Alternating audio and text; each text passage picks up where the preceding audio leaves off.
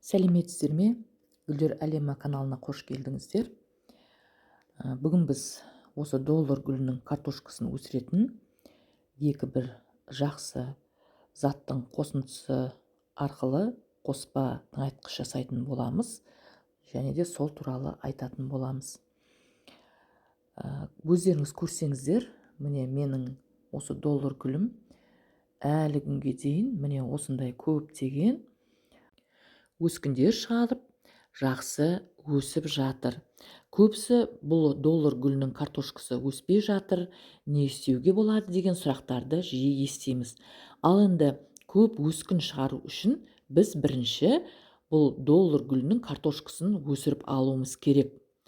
Картошкасы, яғни тамыры дұрыс өсіп дамымаса, онда гүліміз өскін шығарып, жапырақ ашпайтын болады.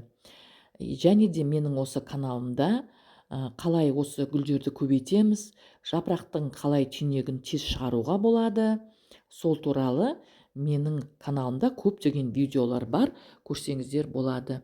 Міне өздеріңіз көріп тұрсаңыздар, менің гүлдерімнің картошкасы жақсы өсіп, міне осындай өскін шығарып жатыр. Мен жаңа көріп жатырмын, осы қара доллар гүлімнің өскіні шыққанын қуанып қалдым.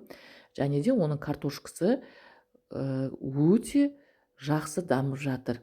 Ал енді мынау осы қара доллар гүлінен алынған жапырақтар, бұлар да жақсы картошкасын берді.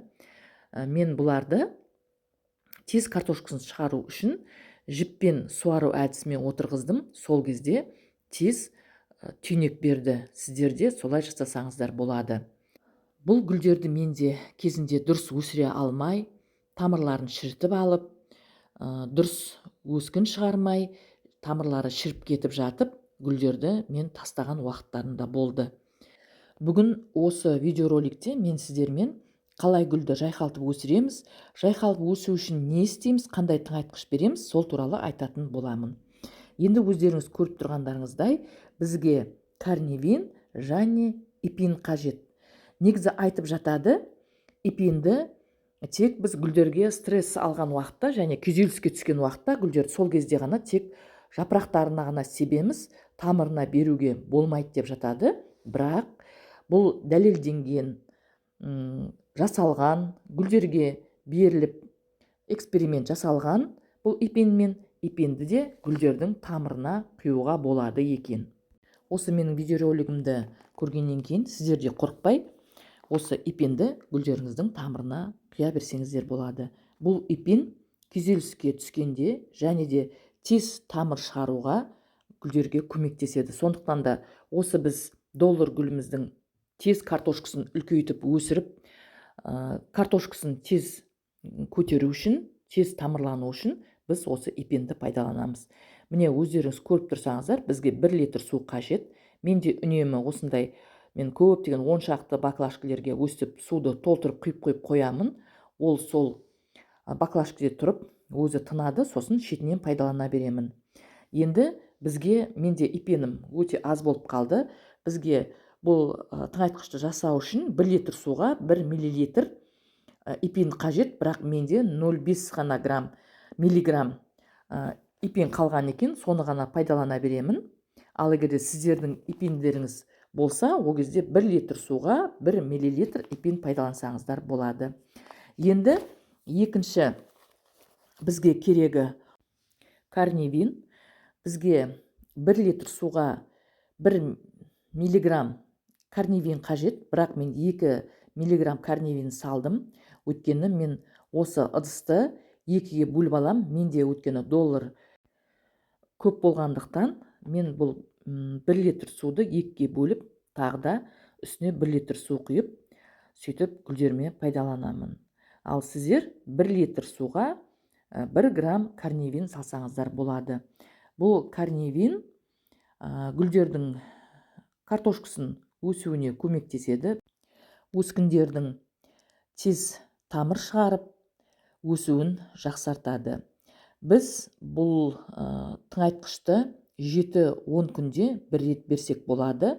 Ал курсын айтатын болсақ, курсымен 4-5 курс жасасаңыз, сіздердің гүлдеріңіз осылай жақсы өсетін болады.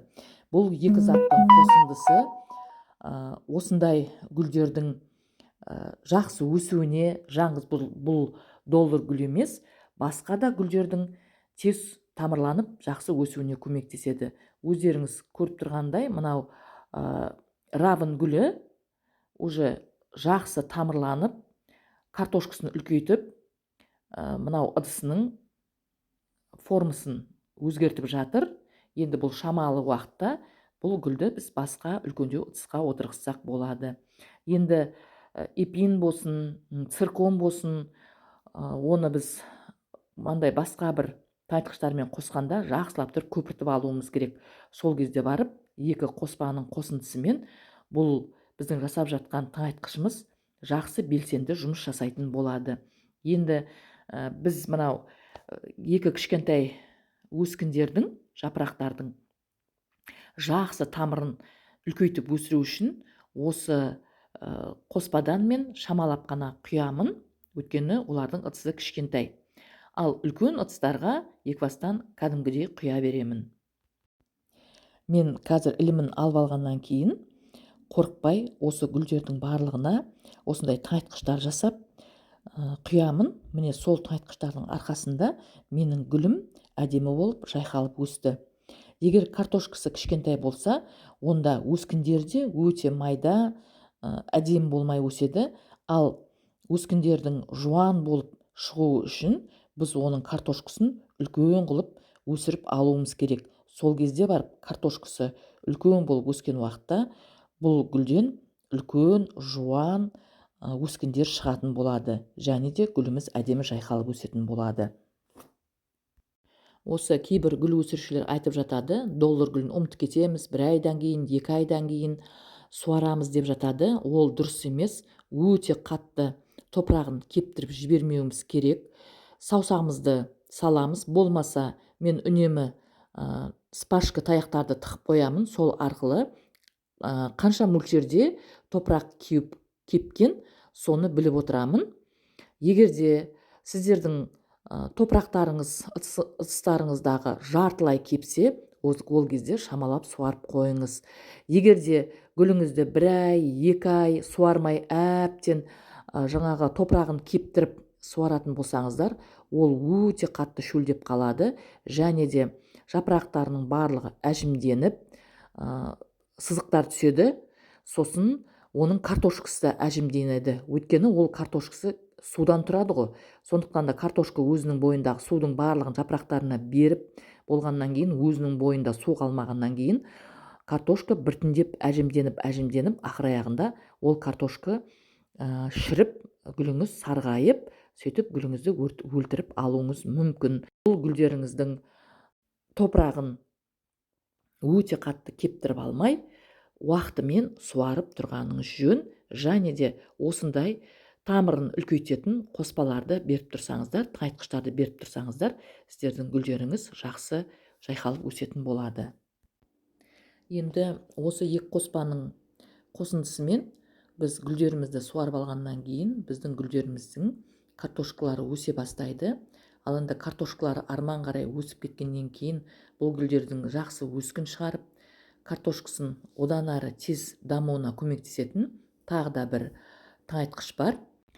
Содан кейін осы биогумуспен суарсаңыз, сіздердің гүлдеріңіз картошкасы тез өсіп, гүлдеріңіз тез өскін шығаратын болады. Бұл биогумуста өте пайдалы. Мен бұл биогумусты алғаныма 1 жылдан асып кетті. Әлі пайдаланып келе жатырмын.